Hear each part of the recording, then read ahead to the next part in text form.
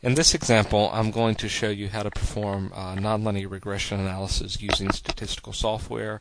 The software we're going to be using is JMP. So before we get started, we must first have some data, some raw data, some independent data in a variable, an independent variable we denote as x, and a dependent variable or a response variable that we denote as y. So I have created this data, I created it in Excel, and I imported it into JMP. And you also notice we have this third column called predict. I'll discuss that here in just a moment. So we have our independent data ranging from -10 to +10, and our dependent data, our y variable, ranging from, looks like, about 130 down to up to 280. So I have this column already created, but you would probably need to create your own prediction column. So the way you do this is you right mouse click in this space here and go to add new column, and then under column properties I'm going to click on formula, and notice here under table columns we have a drop down. I'm going to click on parameters, and what this allows you to do is create new parameters that's going to be used in your model. So I'm going to click on new parameter. It automatically names it B naught, so I'm going to just give it an initial value of 1. So this is a guess. I don't know what this value is, but I'm going to call it 1. So the model we're going to be fitting has 4 parameters. So I'm going to click on new parameter 4 times and just make guesses of all ones. Okay, and then what I would do is I would use these parameters here to create a formula. So see, I have something like B naught plus maybe 2 times B1, or I could type these in, and I would create a formula in this space here. So I've already done this in this column here under predict.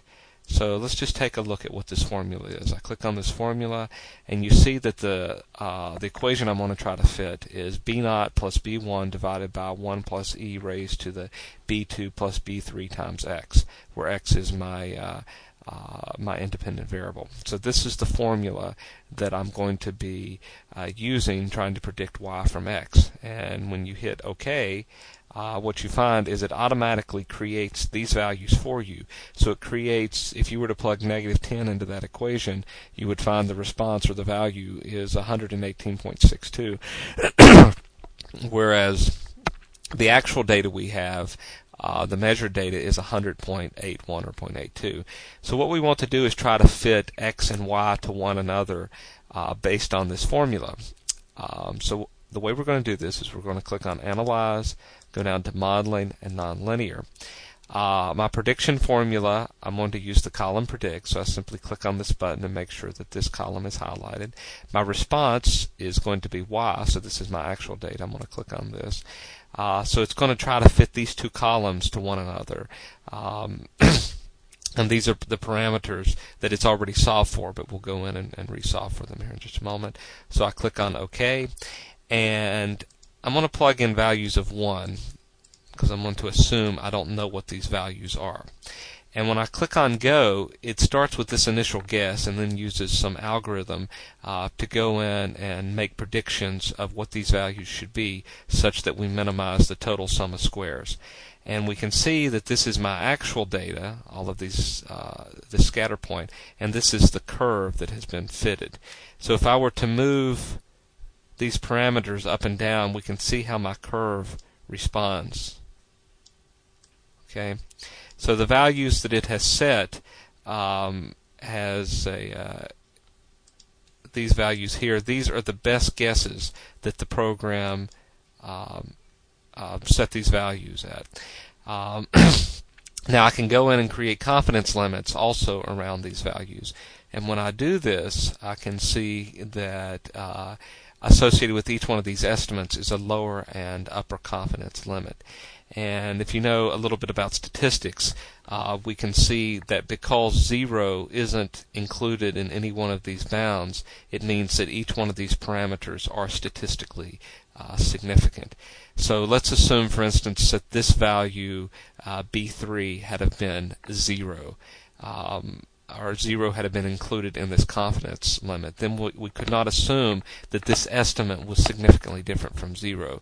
So we would go in and type in 0 to say that this parameter really has no purpose in the model, and then I could click on lock, and then I could resolve for the remaining parameters. And we can see that actually it does have a significant impact, because this is B3 is what actually multiplies times X. So I need to resolve, and when I do this, it automatically calculates what these parameters should be.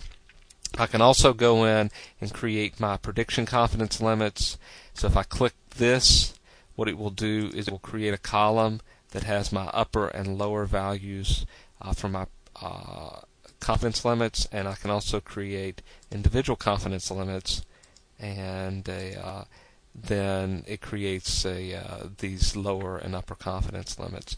So if you remember the difference between your prediction confidence limits and your interval confidence limits, we see that these values are larger, or there's a higher range between these two columns than these two columns. And what this means is that these two columns fit our raw data. So 95% of the time your raw data is going to fall in between these two bands, where these two bands predict what other regression curves or other curves fitted from the raw data would look like. So because these are closer to one another, what this would represent is that 95% of the curves that you would fit from data taken from the same sample would fall in between these two confidence limits. So that's the difference between these two confidence limits. So this was a short example that teaches nonlinear regression analysis using JMP.